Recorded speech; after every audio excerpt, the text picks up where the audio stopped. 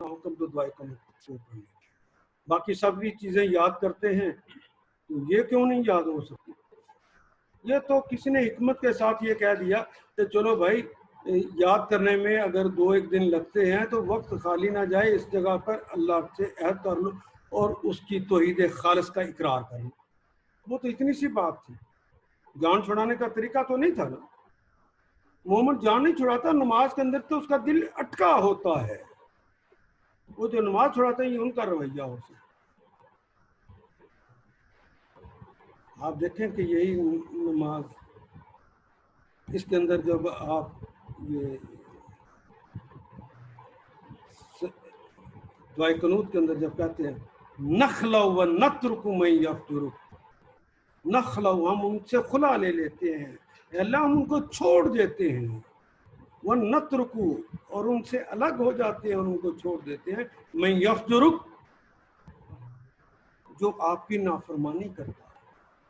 خدا لگتے کہ صبح اٹھ کر رات کے آخری پہر کے اندر تو یہ عہد کیا، صبح اٹھ کر دوستیاں کن سے کرتے ہیں؟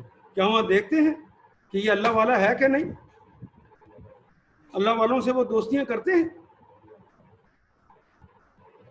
ہم تو اللہ والوں سے جان چھڑاتے پھرتے ہیں، اور جتنا فاسق فاجر ہوتا ہے اس کی تصویریں بھی اتار کر گھر کے اندر لگائی ہو. نخلو و نترکو، نخلو ان سے الگ ہو جاتے ہیں، وہ نترکو اور ان کو چھوڑ دیتے ہیں، میں یفجرک جو آپ کی نافرمانی کرتا. دوسرا سوال اسی سے منسلک ہے کہ جو 2 دعائیں عام طور پہ معروف ہیں، اللہم اہدنا فیمن ہدیت بھی ہے، تو کیا دونوں بھی پڑھی جا سکتی ہیں یا ایک ہی پڑھنی ہے؟ دونوں پڑھ لیں، یہ دعائیں ہیں اللہ کے ساتھ کرنی ہے، دونوں پڑھ لیں، دونوں میں سے کوئی ایک پڑھ لیں، یہ کم از کم دونوں میں سے ایک تو عہد کر لیں. اگر آپ نے کہا اہدنی فیمن ہدیت تو مانگا تو یہ ہے پوری ہدایت، اللہ نے تو پوری ہدایت دی ہے، کسی ایک جگہ کی تو ہدایت نہیں دی ہوئی نا، تو پھر اس ہدایت سے نکلنا نہیں ہے، یہ عہد ہے. جی اور کوئی سوال موضوع سے متعلق تو پوچھ لیجیے. السلام علیکم تعظیم ہوتا. اس دوران میں ایک اور سوال میرے پاس جو ہے وہ یہ ہے کہ ہمیشہ سے قربانی کرتے رہے ہیں کوئی صاحب، اب انہوں نے گھر بنایا جس کی وجہ سے قربانی کا چڑھ گیا ہے، تو اب کیا رویہ اختیار کرنا ہوگا؟ قربانی نہیں، اب ان کے پاس پیسے نہیں ہیں تو ابھی قربانی نہ کریں، اگلی دفعہ کر لیں. جب اللہ، یہ سارے کام وہ ہیں جب توفیق ہو تو کرنے، توفیق نہیں ہے تو نہ کریں.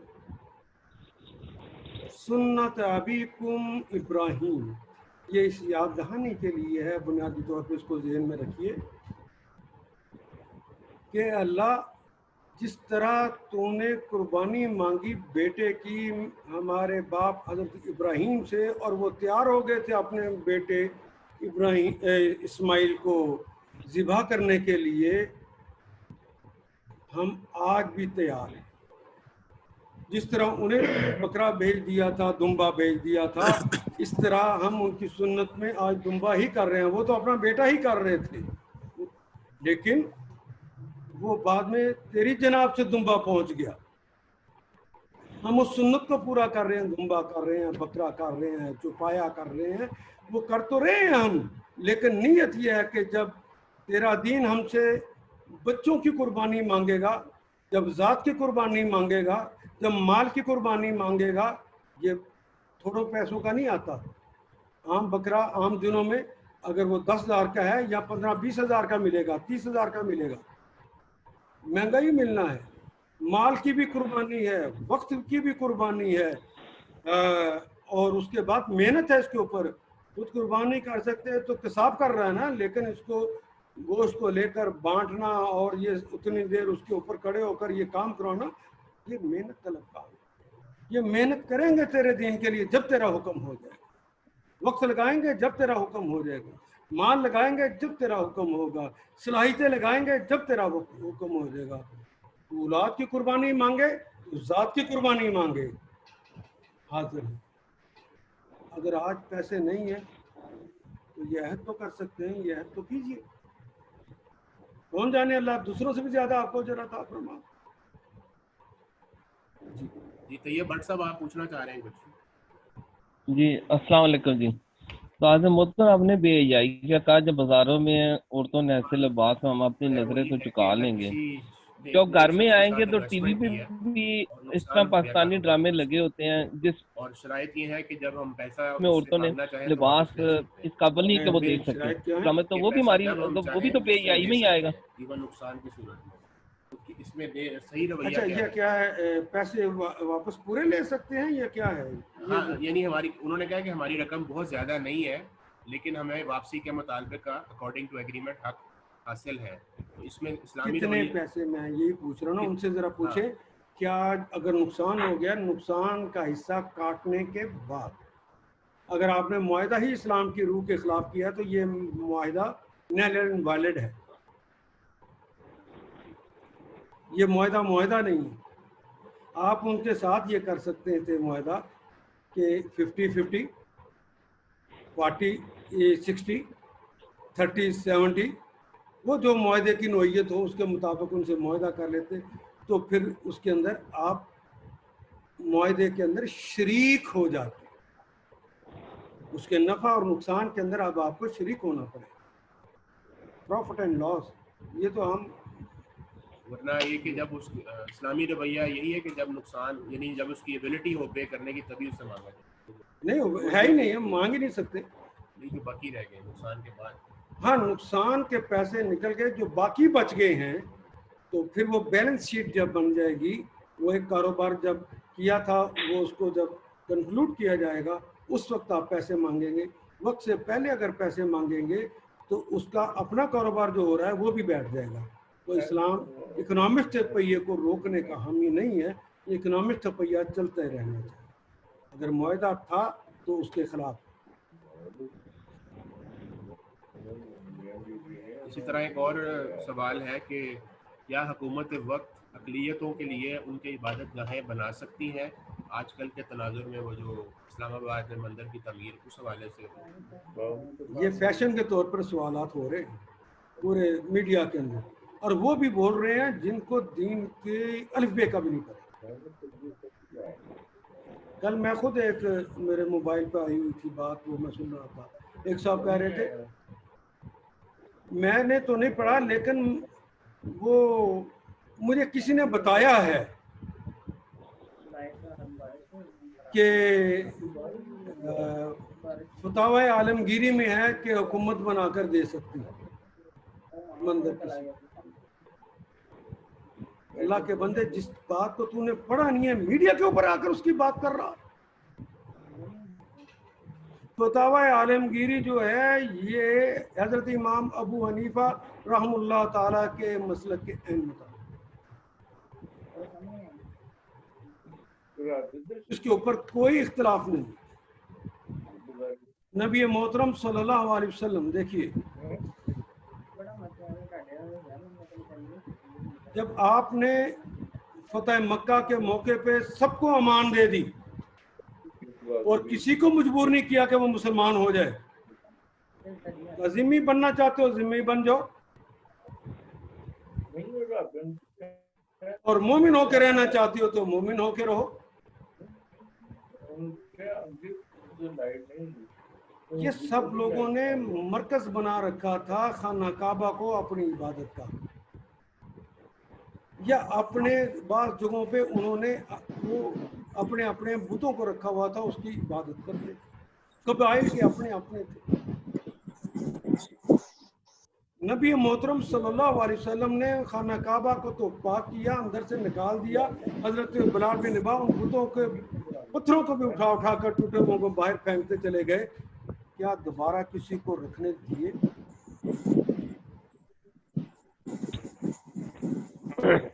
کیا نبی محترم صلی اللہ علیہ وسلم نے جب لوگوں کے اوپر بڑی مہربانیاں بھی کی, آج اتنا تھوڑا ہے کہ ان کا دشمن ہے رسول اللہ, اور ساری عمر اس خاندان نے آپ سے دشمنی کی ہے, آپ کے خاندان سے دشمنی کی, آپ کی ذات سے دشمنی کی ہے. اور جو ابو سفیان کے گھر بھی چلا جائے,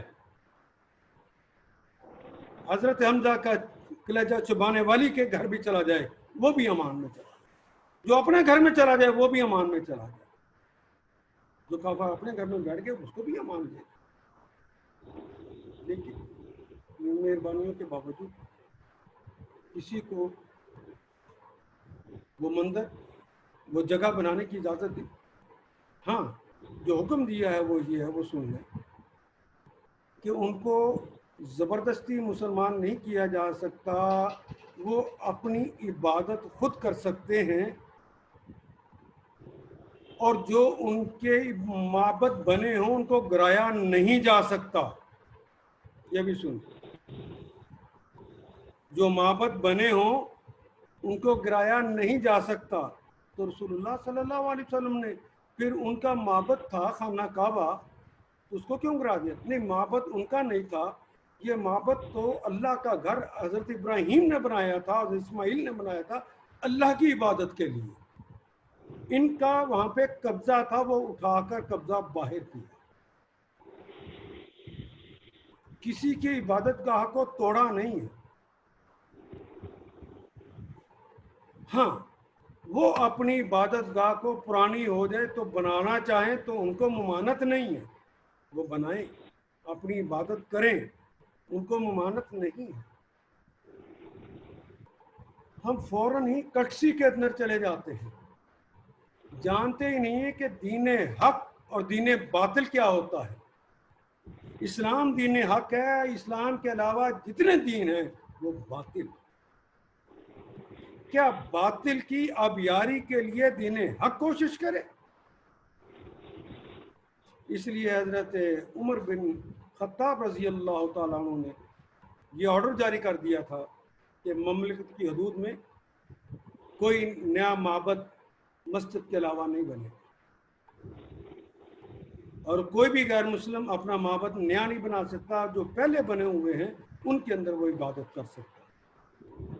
وہ اپنے باطل کی لوگوں کے اندر تشہیر نہیں کر سکتے، اس کی ترویج نہیں کر سکتے. انہیں اپنے لوگوں تک جو آلریڈی ہندو ہیں ان تک بات کو پہنچانا ہو تو ان تک وہ بات پہنچا سکتے ہیں، ان کو اس پہ کوئی ممانت نہیں. اپنی حدود میں رہنا، حق اور باطل سمجھ کر بات کریں. یہ کٹسی کہاں سے آ گئی؟ اور فرض کیجئے مغلیہ خاندان کے اندر آپ کو مل جائے کہ انہوں نے مندر بنائے بھی ہیں، تو کیا مغلیہ خاندان جو ہے وہ اسلام کے مطابق چل رہا تھا کہ وہ دین الہی کے مطابق چل رہا تھا؟ ہاں جس نے دین کے مطابق کام کیا ہے، کیا اورنگزیب عالمگیر جس کا آپ دیتے ہیں فتوے کا حوالہ دے، کیا انہوں نے بھی کوئی مندر بنا کر دیا تھا؟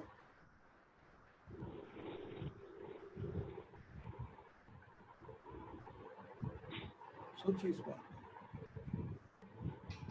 یہ کٹسی نہیں ہے، حق اور باطل کی بات ہے، حق کا ساتھ دیجیے. اور اس میں دیکھیے ایک اور پرابلم، اب لوگ اس مسئلے کو اٹھا کے کہہ رہے ہیں کہ یہ موجودہ حکومت بری ہے، حالانکہ اس حکومت نے وہ جگہ نہیں دی ہوئی، یہ محترم میاں محمد نواز شریف صاحب کی دی ہوئی ہے.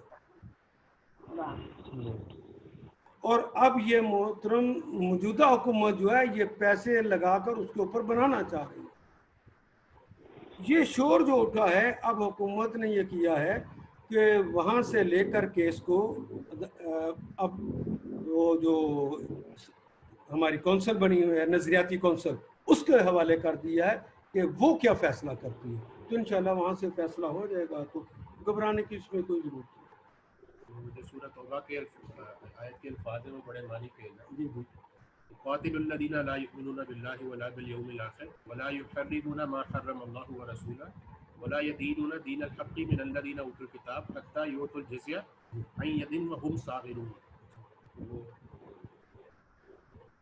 اس کے بعد اگلا سوال ہے کہ جنہ کا کلمہ عربی میں جنہ، جیم نون اور ہے، اس کا کیا مطلب ہے؟ اور محمد علی جناح کے اندر جو جناح ہے کیا اس میں اور اس میں کوئی مشابہت ہے؟ نہ کوئی مشابہت نہیں. ڈھال، جنہ ڈھال کو کہتے ہیں. ہاں جی،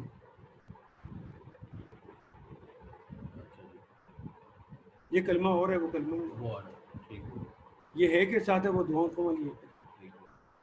ایک اور ہے فیصل منیب صاحب کہہ رہے ہیں کہ وہ استاد محترم اور اپنے دوسرے کلاس میٹس کو مس کر رہے ہیں قرآن کلاس کے حوالے سے فزیکل نہ ہونے کی وجہ سے ان کے احساسات ہیں. ایک اور اچھی خبر یہ ہے کہ ہمارے ایک ممبر ہیں خرم بھٹی صاحب, انہوں نے آج کے لیکچر کی روشنی میں پہلے ہی طے کر لیا کہ بیرون ملک ہیں اور اپنی فیملی کو انہوں نے پڑھانے کا آغاز آج سے ماشاء اللہ, اللہ مبارک کرے جی. یہ بارش کا پہلا قطرہ ہے, لیکن خرم بھٹی صاحب سے بھی کہوں گا رات کو ایک دفعہ آپ نے اللہ کے حضور جا کر یہ ایکسرسائز ضرور کرنی جو آج میں نے اسائن کی. یہ اندر کی قوتیں کہیں اور سے ملتی ہیں, لوگوں کو شاید اس کا پتہ نہیں, کہتے ہم مقابلہ نہیں کر سکتے.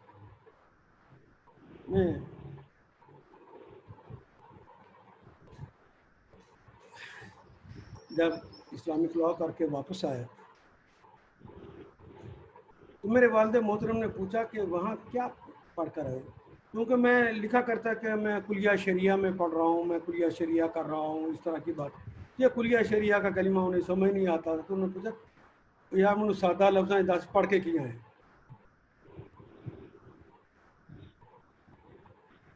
تو میں نے کہا کہ آسان کر کے بتا, ابو جی میں فقہ پڑھ کے آئے, فٹے منہ تیرا. ایک فتوے باز کا اور اضافہ ہو گیا اور باقاعدہ آنسوں سے رو پڑے اور روتے ہوئے کہنے لگے پتر میرا تو خیال ہے سی قرآن پڑھ کے آئیں گا تو تیرا حوالہ قرآن ہو جائے گا, تو کی کر رہا ہے.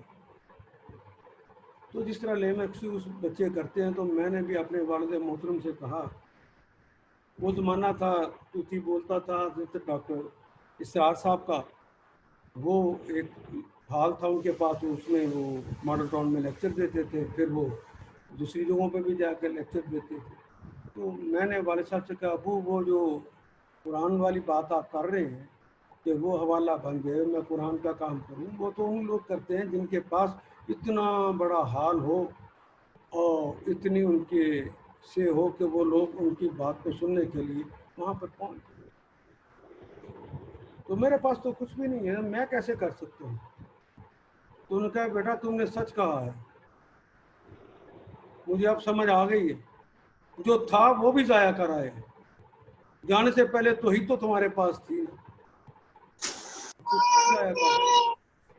جب گئے تھے تم باہر جانے کا ارادہ تمہارے پاس تھا, کس نے تمہیں بھیجا ہے؟ وہ اللہ نہ چاہتے تو کون بھیجتا تمہیں؟ میرے پاس تو نہ پیسے ہیں نہ میری سوچ تھی وہاں تک. وہ مرشد مودودی کے دماغ میں جس نے بات ڈال دی وہ تو اللہ ہے, انہوں نے بھجوا دیا اور تم وہاں پہ پڑھ کر آ گئے. اور اگر قرآن پڑھ کر آئے ہوتے اور یہاں قرآن کا کام کرتے تو جو اللہ اتنا کام کر گیا وہ تمہیں حال نہیں بنا کے دے سکتا. تمہاری تو توحید بھی ختم ہو گئی. میں نے اس دن عہد کیا, اب الحمدللہ لاہور کا کوئی بڑا حال ایسا نہیں ہے جس میں میں نے نہ پڑھایا.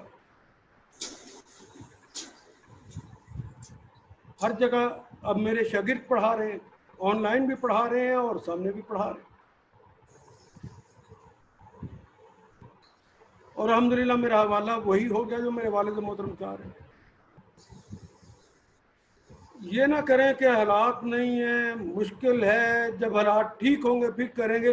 آپ فیصلہ کریں, کام کو کروانے کا فیصلہ اور اس کے لیے ضروریات کا مہیا کرنا یہ میرے اللہ کا کام ہے, اور اندر کی قوت جو ہے وہ تمہیں یہیں سے ملنی. اس کتاب کو پڑھو, اس کتاب کو سمجھو, اس کتاب سے نماز کے اندر قائم جو کرو گے, دوسروں تک پہنچاؤ گے تو اندر کی قوت بڑھتی چلی جائے. آپ نے اپنے گھر سے ابتدا کی بھٹی صاحب, اللہ آپ کو مبارک کرے, اپنے خاندان سے لوگ اللہ نور کی شعائیں پہنچا دے اور دور دور تک یہ دین کے ہدایت دینے والے سب بچے بن گئے. سوال ہے کہ استاد محترم عربی گرامر پہ گفتگو کیسے آ سکتی ہے؟ عربی گرامر میں گفتگو کی ضرورت ہوتی تو سب سے پہلے میں لے کر میں اس عثمان صاحب बैठे हुए हैं, इन्होंने पढ़नी शुरू की, कह रही है ग्रामर पढ़ने के बाद कुरान हकीम का तर्जुमा नहीं इंसान कर सकता। इसको सीखने के बाद अगर वो करता है ग्रामर तो उसको फायदा दे। आप पुख्तगी लाइए, इसमें पुख्तगी लाइए, अलामात के जरिए तर्जुमा करना आपको आ जाएगा। अब बताइए कि जितने आप कलिमात पढ़ते हैं, रोक लो वो 90% जायद कलिमात के ऊपर दायरे लगते हैं या नहीं लगते? तो किस चीज़ की ज़रूरत है? चंद अलामतें हैं जो मैं पढ़ाता हूँ, एक बोर्ड पर पूरी आ जाती हैं। ग्रामर होती है अहले ज़बान के लिए। आप अहले ज़बान हैं तो अहले ज़बान को भी नहीं आती ग्रामर। अगर मैं आपसे पूछूं आप उर्दू स्पीकिंग हैं तो क्या उर्दू ग्रामर जानते हैं? अगर घर के अंदर पंजाबी बोलते हैं, क्या आपको पंजाबी की ग्रामर आती है?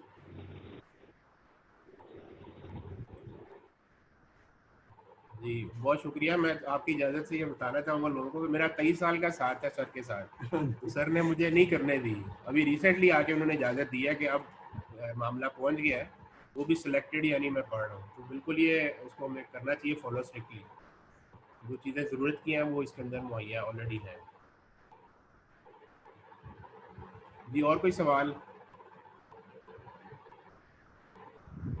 जिस आदम बोलता मैं सवाल कर रहा था उस्मान साहब, जो टीवी पे भी ड्रामे देखते हैं ये भी औरतों को देखते हैं, जैसे बाजारों में औरतों को देखना बेजाई।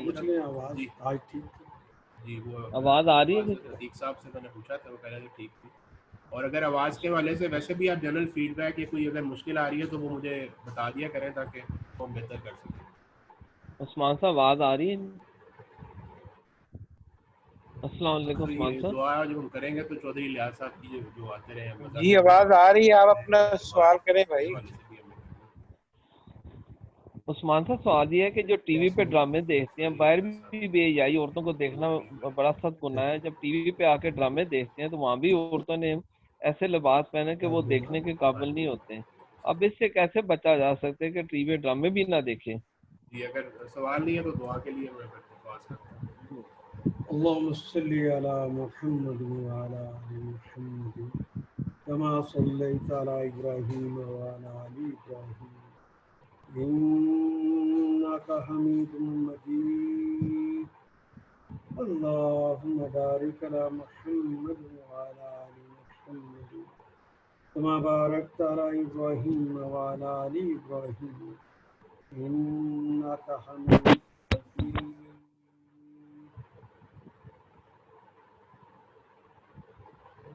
अल्लाह कुरान को हमारे दिल की बहार बना दे, दिल का सुरूर बना दे, आँखों का नूर बना दे, गमों का मुदावा बना दे, दुखों का इलाज बना दे। या अल्लाह कुरान हकीम को हमारा साथी बना दे, लम्हात का साथी, सोच का साथी, सारी ज़िंदगी का साथी बना दे, वक्त ऐश का साथी बना दे, वक्त तैश का भी साथी बना दे।